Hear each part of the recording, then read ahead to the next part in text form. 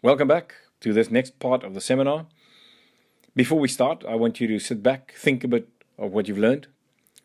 Be sure that you are biologically replenished. So just push pause now and reflect for a moment. I assume that you are back, that you press play, and that we can continue with this part of the seminar. Let's look at the next slide. What is reduced latent inhibition? Well, what is latent inhibition? So latent inhibition is the following. Just sit back and think about what you are hearing now. It might be the air conditioning, it might be a data projector, it might be the fan in your computer, it might be the people around you, the white noise. You didn't really pay conscious attention to it before I told you to pay attention to it, right? So the brain screened out those components, those elements. So what we say is the brain screened out the seemingly irrelevant cues that it does not need to pay attention to a problem or focus on what it needs to be doing. So that's called latent inhibition. Reduced latent inhibition suggests that you unconsciously allow more cues into your prefrontal cortex, into the system, so that your brain can work with these properties. People who have got a severe problem here, so a pathologically reduced latent inhibition, have so many senses open and so many doors open to allow so many sensory components that they can become quite mad. And so the whole idea of these creative madness or mad creative people in the past probably had pathologically reduced latent inhibition. Don't be too worried, you will not become pathologically inclined if you practice reduced latent inhibition. This is a different mechanism. But reduced latent inhibition therefore suggests that you allow more cues into the system. So if you think about working memory, that is something that happens in time, it's temporal, and this effectively is a bit like space. You've got more space around the problem. So you've got a focal point, you have focus and sustained attention. You need space around that focal point, which is provided by reduced latent inhibition. And you need to hold the problem in the prefrontal cortex and focus on it, but for a longer period of time so you can work with it. And that's working memory. So working memory, focus, sustained attention, and reduced latent inhibition, in my mind, completes a very good triad of what you want to do in your executive function system for it to work at its best. Well, coupled with this, there are a number of other components. Cognitive flexibility, for instance, says if I focus on one problem, I can shift this particular set of attention to another problem fairly quickly, and then to another, and return to the original, etc., etc. If you can do this very quickly, you have a high focus, you have reduced latent inhibition, you have high working memory capability, and you have pristine focus, and you can shift your set of attention quickly between different challenges. This is what people call multitasking. So multitasking is something that you can do if you shift the set of attention. But multitasking is, at the moment, in our view, never the capability to focus on a few things at the same time. So you can't have little focal points all over the brain. You have to shift your set of attention. I hope this is helpful for you. I find this fascinating and very helpful to understand what are the things that we have to enhance in our executive system for it to work at its best when it comes to problem solving. Let me illustrate by means of a simplification how potential solutions are screened out by the social safety system. You can see here three solutions coming to the consciousness, into the conscious circles, three potential solutions coming in. And if you have three potential solutions in your mind, one of them could have potentially been screened out by the social safety system running from the amygdala to the prefrontal cortex, and continuously speaking to the rest of the problem-solving brain, almost always asking the question of how important is this for my survival?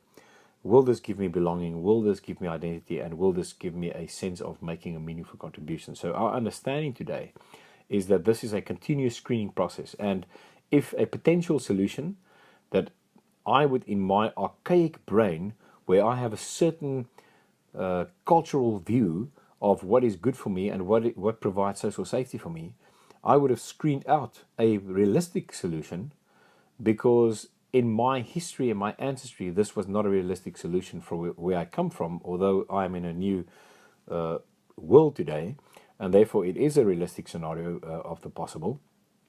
So I would screen out that potential solution. Whereas somebody else who is coming from a different world could allow that solution. And this is why diversity is so important in a group, and why we need to enable our team with a collective creative capability so that all these solutions come to the forefront. I hope this makes sense to you. And this picture illustrates it, where we have diversity in the group. Everyone has a certain, what we would call a level of intelligence and capability of solving problems. If you have a great collective, and the activities are really of such a nature that there's empathy, there is equal turn-taking capability, everybody is spontaneous about how they think about things, how they feel about things, and what you then see is that the so-called collective intelligence, the C factor there, always trumps the highest G in the group, which is that individual intelligence. I'm bringing you back to this well-known picture of prefrontal regulation. The reason I'm doing that is you might ask, well, how do I enhance my executive function? How do I enhance working memory? How do I enhance focus and sustained attention? How can I enhance my cognitive flexibility? And how can I enhance my reduced latent inhibition? What we recommend are a number of things. The first thing that is really useful to reduce your latent inhibition, to relax this space around this focal point of focus, is to practice mind wandering. Mind wandering enables us to bring in and allow, make the space almost larger around this focal point of focus on the problem, so that you can come up with the solution, so it can come to the forefront. So mind wandering is a very useful thing to do, to just sit and almost start a journey, and imagine you're in the best place you can think of where you want to be, and then just imagine you there and what happens next, and just let your mind wander around this journey. It is not purposeless in the sense that you are sitting down and purposefully daydream or purposefully mind wander. If you just sit and all of a sudden your brain drifts away and you start a daydream, currently we think this is a problem in the sense that it reduces focus and attention and problem-solving capabilities, whereas voluntary daydreaming or mind wandering does quite the opposite. That's mind wandering.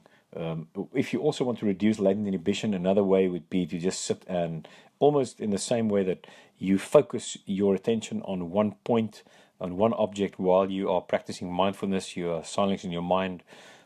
You also can, for a minute or so during the day, just try to think about every single sense that is coming into your consciousness.